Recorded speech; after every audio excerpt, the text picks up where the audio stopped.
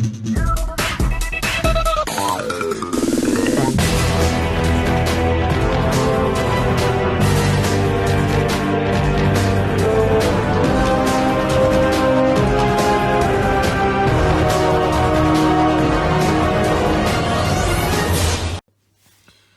up YouTube, this is Joe from Z4 Games and I'm bringing to you guys, as you can see, a very spicy deck profile, and that is Red Dragon Archfiend Dinosaur. Now, I can't take all credit for this. This was inspired by a guy's channel, deck profile here on YouTube by the name of King Scarlet Yugioh. So big shout outs to you, man, if you're somehow watching this. But yes, this deck was inspired by his profile initially, and I thought it was a really cool concept.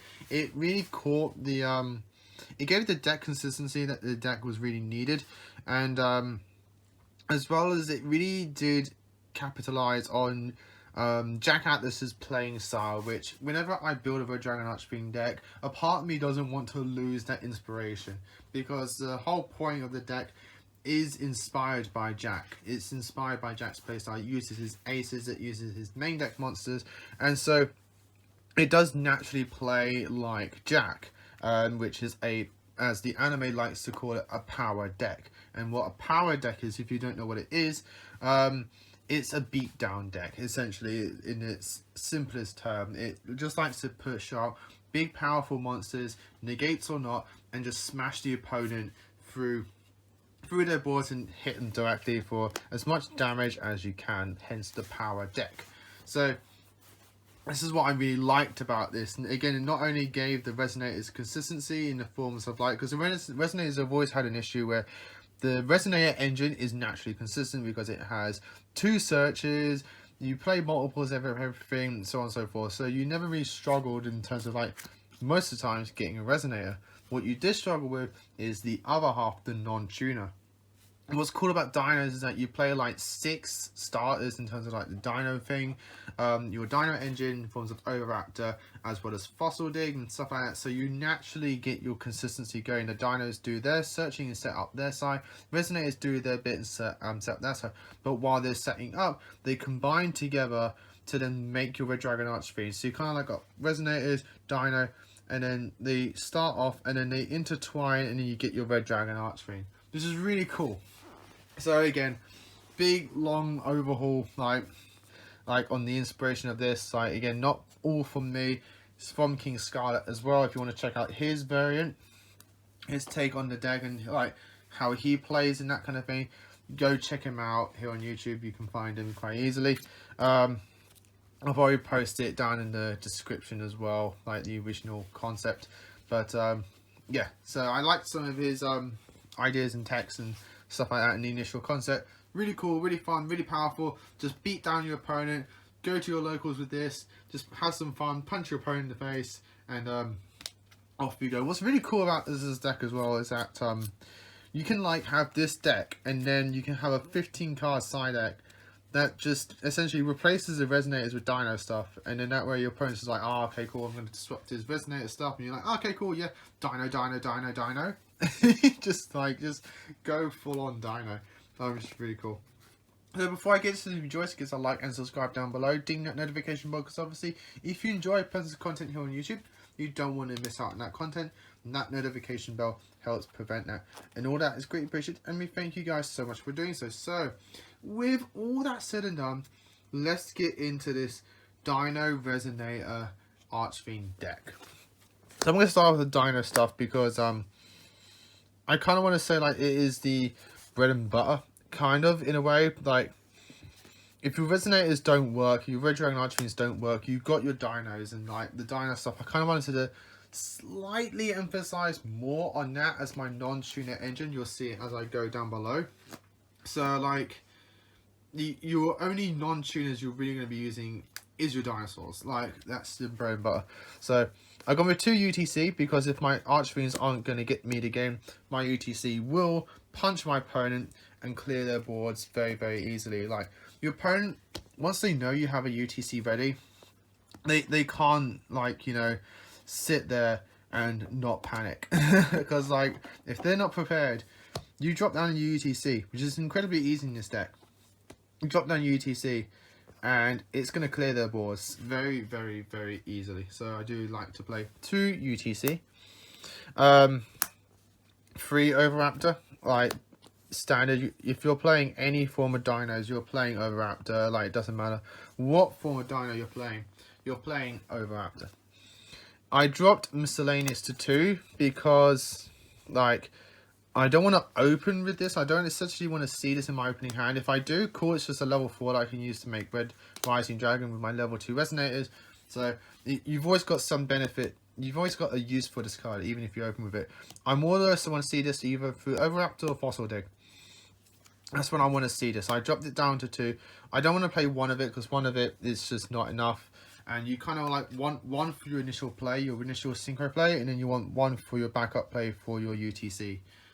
Easy summon. So 2 miscellaneous source, and the 2 dinos left, 2 monos, the 1 Durac Alio and 1 Overtex Coatless. So this is easy for your double evolution pill, easiest way to get your UTC on board. And then because you're playing naturally non-tuners in the forms of non-dinos in the forms of resonators, you'll always be able to resolve the double evolution pill, which is nice. The 1 Durac Alio, you're probably questioning why I'm playing this, is because now by using your Overraptor for your non-tuner gets you into a miscellaneous and can protect and then get you into this. So your miscellaneous, your Dino engine is not only supporting you in terms of being the non-tuner part of your synchro play, but it also supplies you with a level 1 tuner that you can just get out of your deck to then go into your Red Dragon Archfiend Abyss and things like that. So it's really cool, really like it, and that's why I'm still playing the 1 Durac Alio. It does suck to open with these in the hand, but you play your bricks. For the resonators now, triple Crimson Resonator, best resonator that you can play, but we still play 3 red as well, because your main play is to go to your level 6 and then go to your level 8 and then your level 10s and 9s. So you want to see one of these level 2 tuners, which then gets you into your synchro plays. And then the only non-resonator play is Synchron Resonator. We're not going into the level 12s, which is why I'm not playing the Creation Resonator. These are the only ones I want to play. The 2s you can use to go into your level 10s, and the level 1 Synchron Resonator is a free Resonator extender, or that you can get out of your deck with Crimson, and then you can go into your Hot Red Abyss and stuff like that. So very, very nice. The 3 non-tuners that we play is 1 Wandering King Wildwind and 2 Richard the Black Forest. This is the only non-ones I'm playing except for the Dino stuff. I did play 2 Wandering Kings, but I dropped it down to 1. We can search this, and I don't want to see, like, these aren't the main focus, like, that I want to see. I don't want to see, like, any of these necessarily along with the Red Resonator or my Creation or my Crimson. But if I do, it's another play that I can do if I don't see the dinos, or if I don't want to use the dinos and I want to use this instead.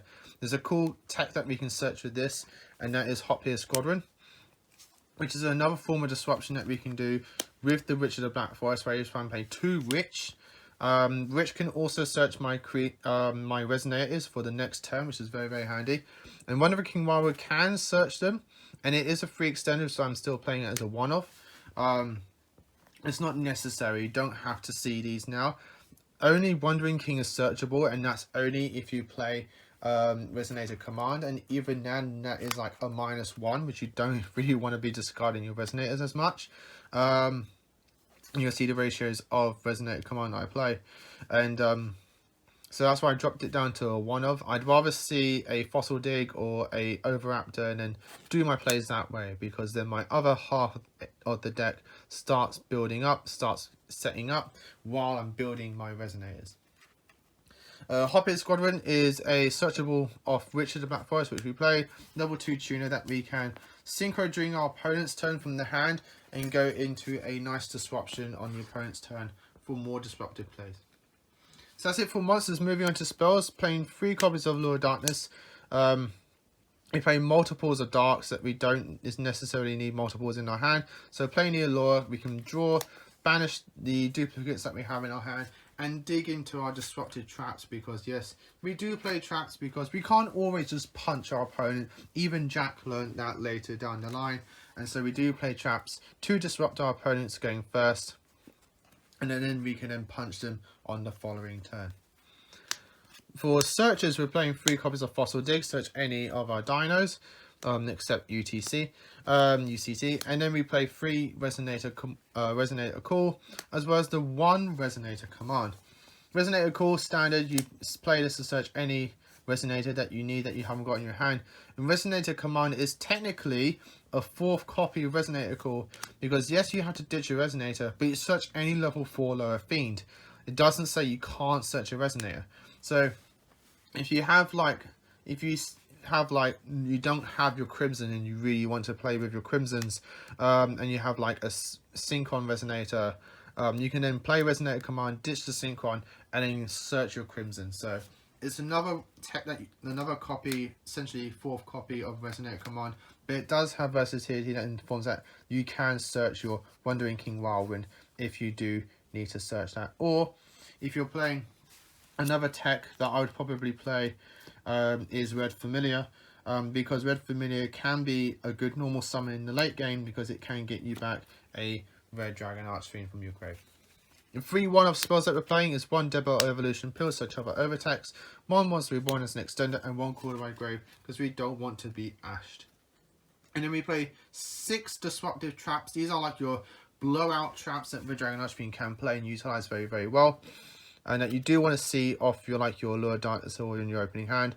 3 Gravity Collapse and 3 Red Rain. I hate to kind of like play these traps, kind of like especially things like Gravity Collapse, but you are a Dragon Archfiend deck, so you are inherently tier 3 or below. So you need to play unfair cards to disrupt your opponent, stop them from playing, and then punch them with your Red Dragon Archfiends and your dinos for big, powerful damage.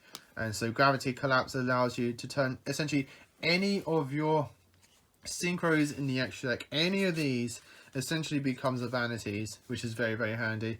And then your Red Rain is very, very strong, because while you control a level 8 or higher synchro monster, you can banish all monsters on the field except the monsters with the highest level. Also, the remaining monsters on the field are unaffected by other card effects except this one. So Red Rain essentially allows your bigger monsters to become immovable towers almost, so that's pretty handy there.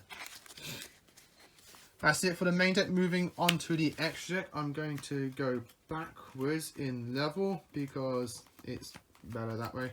I'm playing the 1 Garden Rose Maiden. You're probably questioning why I'm playing this. It's for those very odd hands where the only thing you can do is normal summon an Oviraptor. You can at least go Oviraptor, search Miscellaneous, ditch that, then use Miscellaneous to banish itself, summon Jurek Alio, and then summon your Garden Rose Maiden, which then later in the game can become a revival play. 1 copy of Red Wyvern in the forms of a disruption. 3 copies of Red Rising Dragon. This is the main one that you want to go into.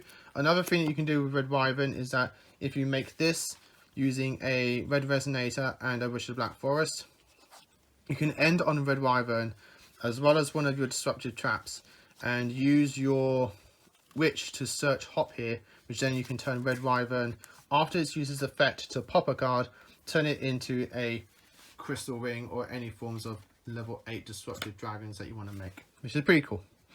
Red Rising though is the one you're going into the most. For your Archfiends, we're playing 1 OG, 1 Hot Red, and 1 Scarlight.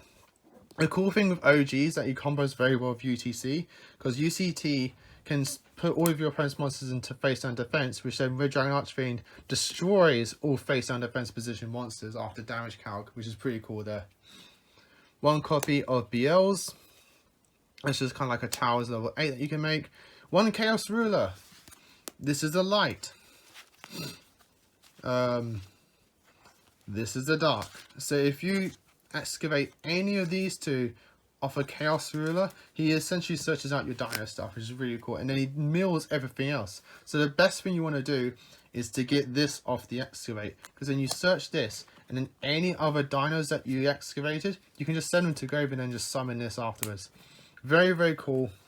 Nice little synergy there. The one crystal ring that I lured to before. The 2 copies of Hot Red Dragon Archfiend. This is your main Red Dragon Archfiend Disruptor. And then your 2 level 10s in the forms of Bane, as well as Satellite Warrior. This is the one you're going to be going to the most with your Hot Ear Squadron, because you can essentially turn like a, let's say you used up a negate off the crystal ring, or you just summon a Red Dragon Archfiend. You can then turn those into a Satellite Warrior on your opponent's turn and just pop like 2 cards, because you're bound to have a Red Rising engraved. Then you have the level 8 that you just used to go into the Satellite Warrior, and then that's 2 additional pops off that play, off that one little Hop Ear Squadron, which is very, very cool. And that, guys, is the deck. I hope you all enjoyed it. Leave your comments down below what you think of this. Again, big shout outs to Jacked Yugioh. Until next time, as always, happy dueling.